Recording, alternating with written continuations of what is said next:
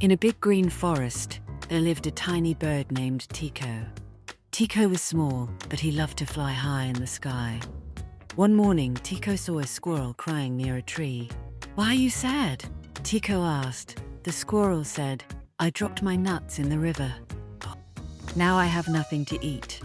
Tiko thought for a moment. He flew quickly to the other side of the river and found some nuts under a tall tree. He picked the nuts one by one and brought them back to the squirrel. The squirrel smiled happily. "Thank you, Tiko.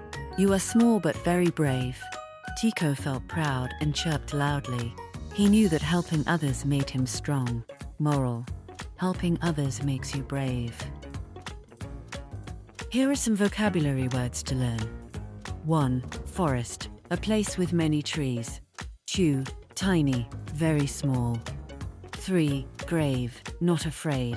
4. Help, to support someone. Here are some verbs, action words. Words that describe an action. Fly, cry, need, help. Example sentences: birds fly in the sky. We help our friends. Do not cry. I can find my book.